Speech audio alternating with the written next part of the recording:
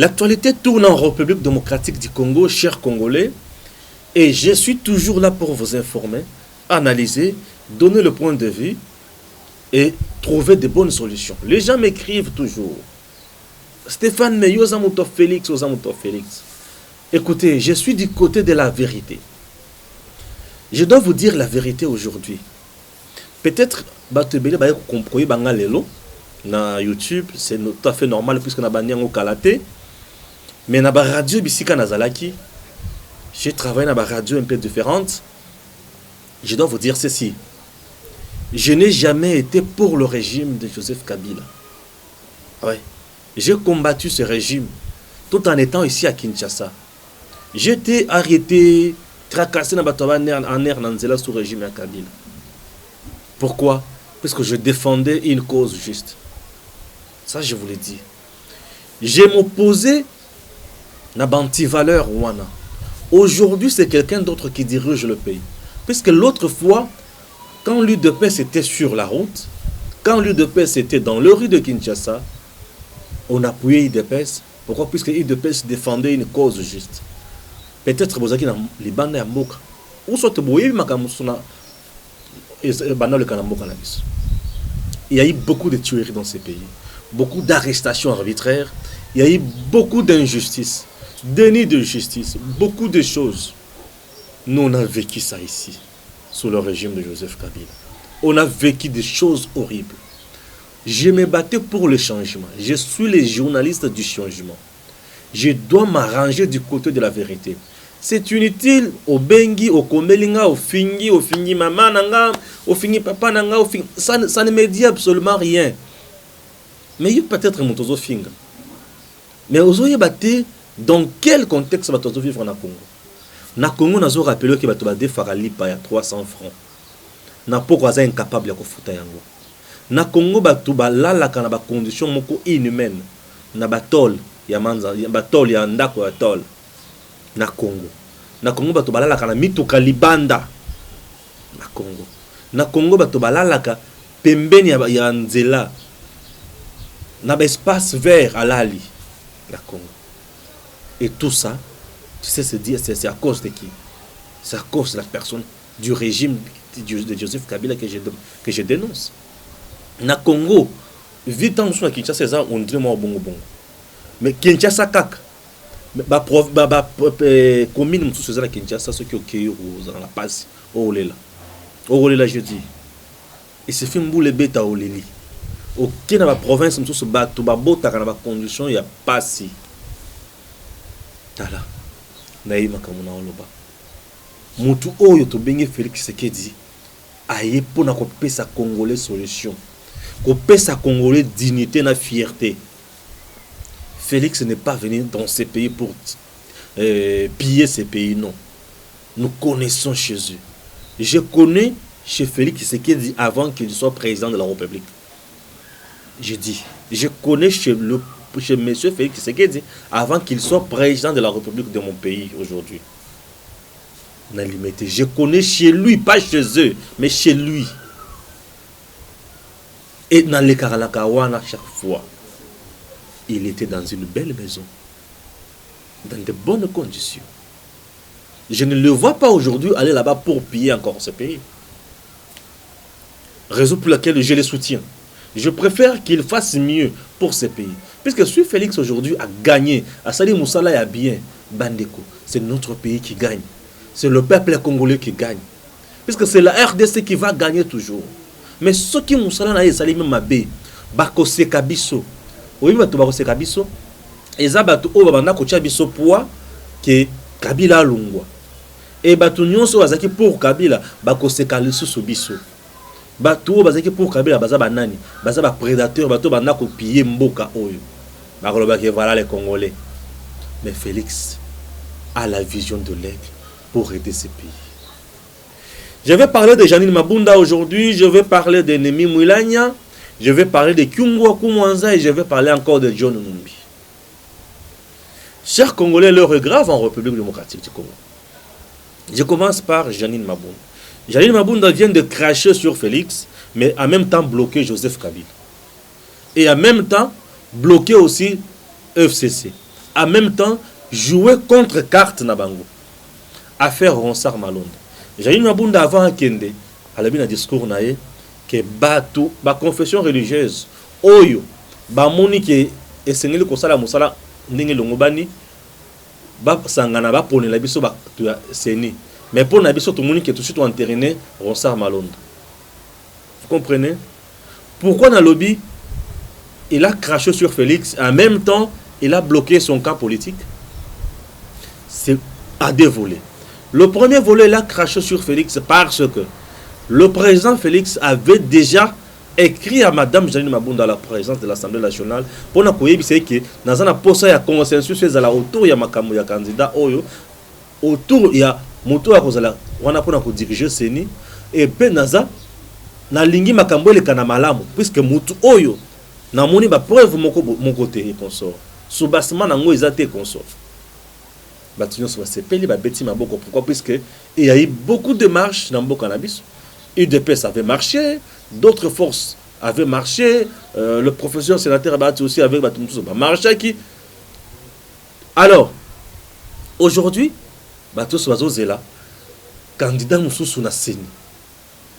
Mais Janine Mabunda a craché sur Félix pour dire que c'est ce qu'elle a voulu dire. Il appartient à la confession que bazala les ba pour namutu o bango ba monde. Donc il y a azotika dans la position wana. Donc il y a une famille politique qui veulent nous imposer Ronsard Malonda. Et ce qui ne sera pas facile, ça ne va pas passer. Et comme ça ne va pas passer, maintenant ça profite à qui? Ça profite à Félix. Et c'est en défaveur de qui? En défaveur du FCC, en défaveur de Kabila. Oh, bazana kata kubuna, ko bazonga na pouvoir. Pouvoir ba kozonga la on nzela ma pronomite. Maintenant siko, tango bozo sala makambo eza na droiture te. To vani tozota la nat. Et le temps passe. Et quand le temps passe, qui reste au pouvoir? Le président reste au pouvoir jusqu'à l'installation du nouveau président.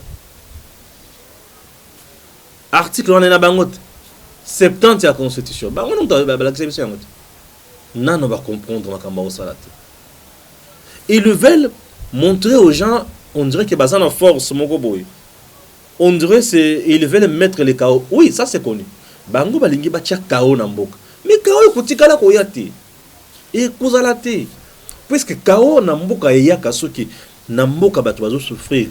Bato balingi présenté les bandes balingi présenté présence entre ba front balé ya katina les bandes mais aujourd'hui na ndako na RDC Félix azali chouchou bato nyos.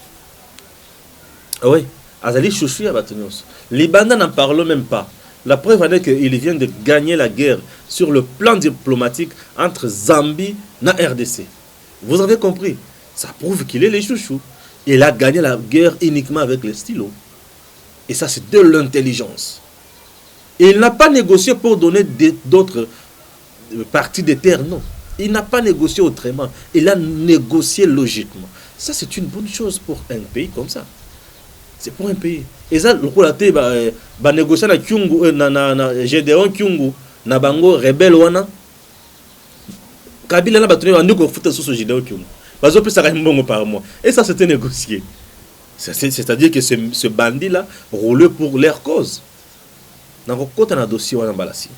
Alors, aujourd'hui, Janine Mabunda, c'est bloque le FCC. Et moi, ça me fait du bien. Tant que vous bloquez, vous avez pour couper ça à mon conseil Félix, à ça, calmement, pour l'intérêt du peuple congolais, pour le bien-être du peuple congolais et pour l'avancement du pays. Et ça, c'est très gentil. Félicitations, madame. Là où tu penses que tu es en train de bloquer Félix, au contraire, au PCN des marches-pieds, au PCN des ponts à Tambola. Puisque la population a posé à Félix. Elle a posé à Félix, ça a toujours pour bien-être. Tout le monde a président Moko la Félix. Un président qui incarne beaucoup d'espoir et à Congolais. Il y a tout un peuple. Et ça, c'est une bonne chose. Nous l'encourageons, nous le félicitons. Alors, tout ce que les gens veulent, Nasseni et Zani, avoir des animateurs indépendants, non réprochables. Des animateurs qui n'ont pas une moralité douteuse. Des animateurs qui ne dépendent pas d'un camp donné. Des animateurs qui ne seront pas là pour faire la volonté de tel ou tel autre individu. Des animateurs qui seront là pour travailler convenablement. Et non les gens qui seront là pour nommer les députés nationaux et les autres pour faire l'affaire des individus. Non. On a besoin des gens qui seront capables de nous rendre un bon travail. Les gens qui seront capables de faire quelque chose de bon dans ce pays. Raison pour laquelle la population congolaise a tambola. Alors, non, et aussi ma beauté. Donc, Madame Janine Mabunda, aujourd'hui, au faillir na mission na yo. Je l'ai toujours dit que aux kamikaze na l'Assemblée nationale, j'ai toujours dit que Madame Janine Mabunda est kamikaze na l'Assemblée nationale. A cause la wana toujours pour na kosala makambo oyo zota na FCC. Oyo bango balingi. Bazana na coalition mais ba mona ka président te. Ba mona kaka Kabila na batuna bango. C'est très bien. Bon mona kaka bango, ça nous donne l'occasion d'avancer puisque nous avons la constitution qui nous donne le boulevard. Et le boulevard en question est très ouvert et on roule à tombeau vite. À tombeau ouvert plutôt. Et voilà, aujourd'hui makambo wana ezali ko lakisa batuke oyo baza wana pona ko bloquer oyo baza awa pona ko sala musa. Entre temps les confessions religieuses vont toujours se réunir et tant on va ko boya tant ba o bazaki corrompu ba ko résister ba vanda ba résister et ko sala toujours malamu ba vanda ba résister et ceux qui ba vanda ba résister et ko sala pas si mingi pona bango. Et voilà, vous avez compris. Je vais parler maintenant de Néhémie Mouilagna et Ilunga Ilunkamba, juste après ces 6 games.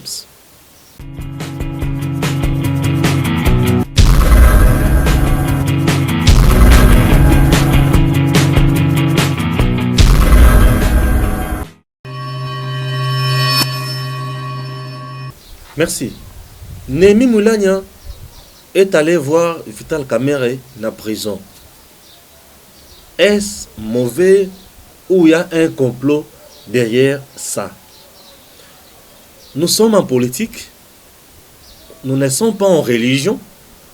En politique, rien ne se fait pour rien. En politique, tout ce qui se fait a un intérêt derrière. Donc, comme nous sommes en politique, je vais analyser politique. Je vais analyser politique à 2 niveaux. Le premier, Néhémie Mouilagna et Kamerhe sont tous de Bukavu. Kamerhe, c'est un leader à Bukavu. C'est un des meilleurs élus sur le plan national, sur le plan de députation nationale. Vital Kamerhe, à Bukavu. Néhémie est de là. Quand Néhémie quitte sa maison pour aller rendre visite à Kamerhe et la prison, but ils ont politique. Moi, je connais bien Bukavu, ils ont populaire kuna, ceux qui sont toujours loin naie,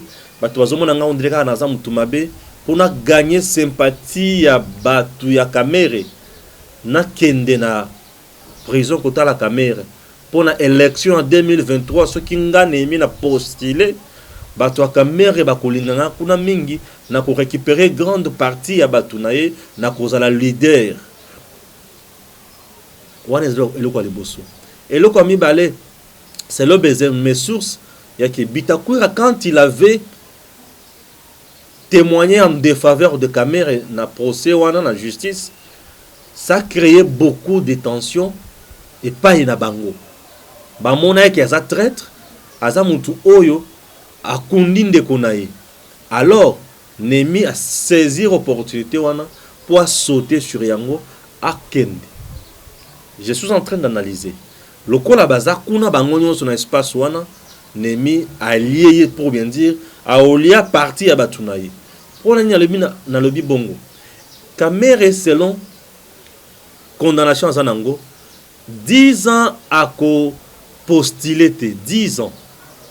10 ans à accéder à la fonction de l'État. Vous voyez un peu ça?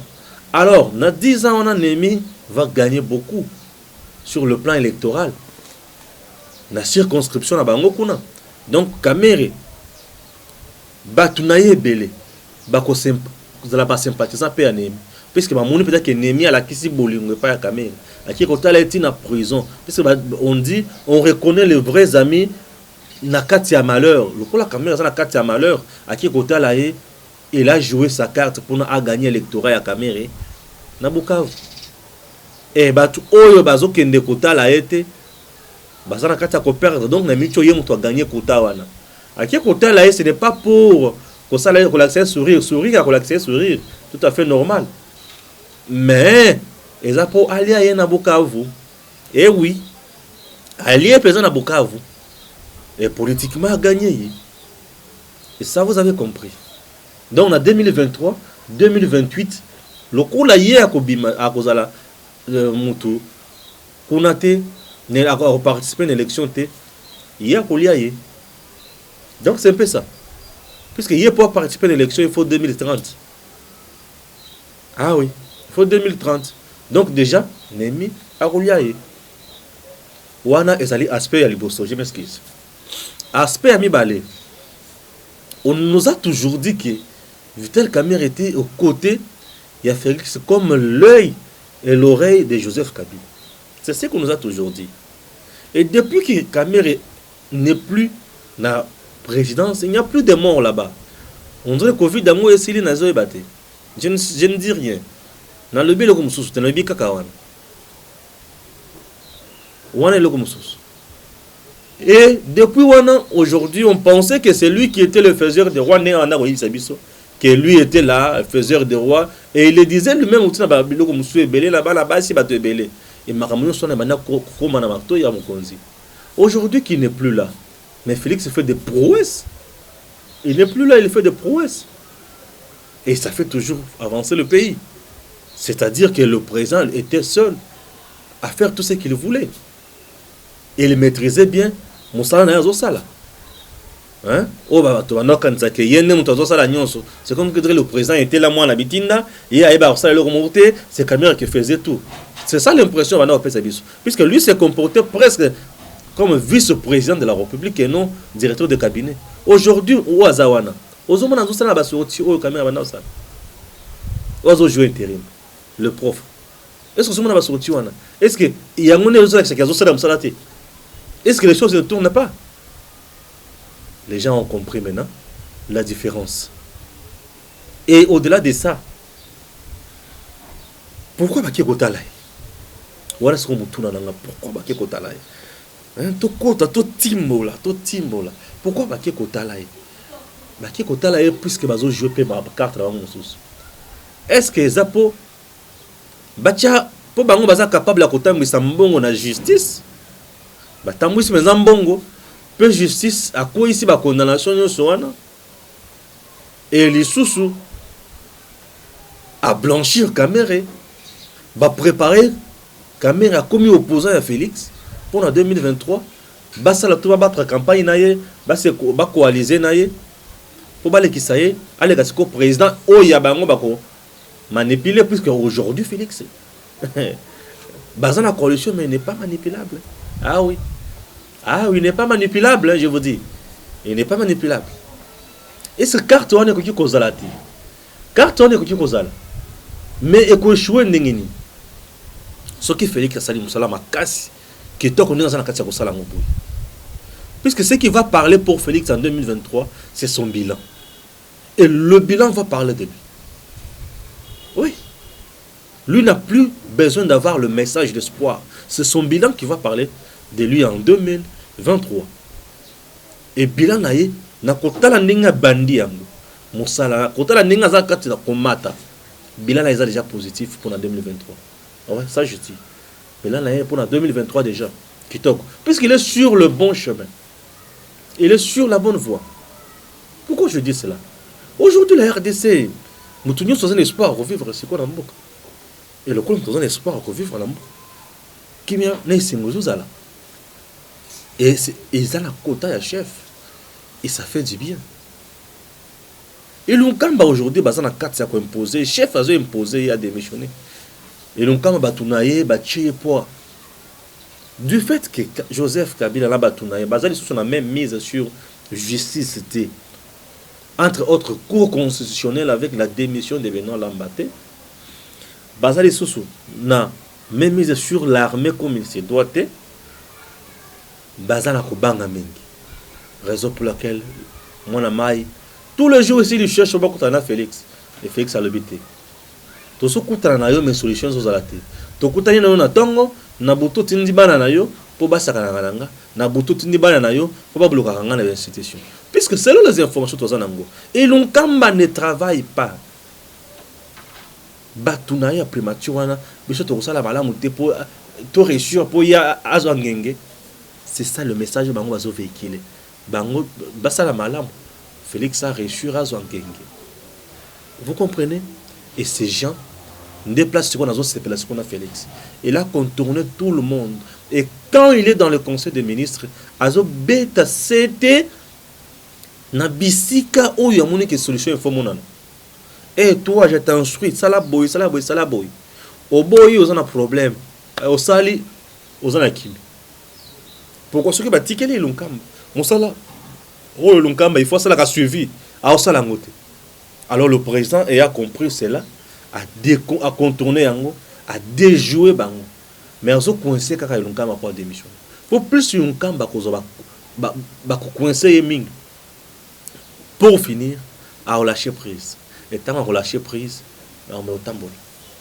À lâcher prise. Pourtant qu'on lâcher prise, cher comme le toqué la phase B.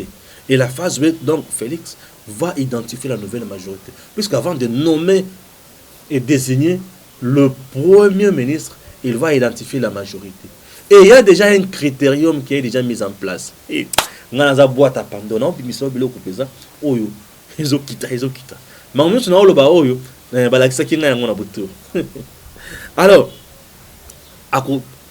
chaque critérium on a déjà en place. Et bah toi FCC bah c'est batangi critérium où le président a s'acheli bango en place. Non on peut savoir yango l'émission en lobby. C'est déjà critérium pour na mutu oya kopona as la premier ministre. Ce que bango moko batali na kati na bango. Selon critérium au président ache mutu na kati na bango azate. Ba kozala obligé ba courir libanda na société civile. Nani na société civile a kondima akende ko travailler na batu oyo bazo benga ba criminel économique. Et vous allez passer. Donc aujourd'hui le président a déjà compris les jeux de son adversaire. Lorsqu'on comprend les jeux de son adversaire, on regarde ses points forts et on regarde ses points faibles. Alors en management, on nous a dit, pour bien combattre son adversaire et le contourner, il faut savoir jouer sur ses faiblesses. Jouer sur ses faiblesses. Et aujourd'hui, le président a compris les faiblesses du FCC. Au début, les gens voyaient le FCC un grand monstre. Or, il était réellement un monstre. Mais un monstre qui n'avait pas du courant. Comment il pouvait vivre un robot qui n'a pas du courant? Oui, il était vraiment robot. Un robot qui n'a pas du courant. Comment il peut vivre? Et le président s'est rendu compte que le robot n'a pas de courant. Le robot FCC n'a pas de courant. Et c'est difficile de les craindre. Et il s'est rendu encore que les robots étaient déjà avec le virus. Mais c'est question d'avoir l'antivirus ou l'antidote. Il a déjà l'antivirus. Et voilà, la solution est là. Et aujourd'hui, tout le monde FCC. Félix a bêti bango manzete. FCC a yeba déjà qui bit ma casse na en armée, ma casse na en justice. Le coup la Félix a mon état des droits, to koyeba contourner na batu na biso. Ale Benoît Lambayaka, mais que nous dans la Belgique. Bato bafungole muno. Na armée, Numbi viens. Mets-toi à côté. Yebaki. Et selon les informations, il y a source militaire. Numbi abanda ko kima pour akende na Zambie. Bakangeli ende na côté à frontière. Bazongisi. Et zo zirande batinda ye aw. Wana za information dans une source militaire mokolo ya dimanche ya lobby. Bahebisinga bakanga ko bazolande modo ba memaye awa aza jana niveau ya auditorat militaire pour basambisa. Ce sont des choses oyo ezozala na mboka na biso. Donc ba jeune nyonso bato bazala kati ya kobeta bacontrôle Félix eza te, akangi bato nyonso bloc cadena avandisi bato nyonso na se, nani ya kobouger? Personne. Voilà, chers Congolais, merci à Games Locum, merci à IW le Parasite du Bonheur, merci à vous tous qui nous suivez de partout, merci à Dani Mouya, l'un de notre responsable aussi, merci à Arcis Style de Rêve, Maman na bébé, merci Maman Arcis Style de Rêve, merci à notre nouveau bébé là, merci, merci, merci à vous tous qui nous suivez de partout, que Dieu bénisse la République démocratique du Congo, qui regarde toujours. Merci.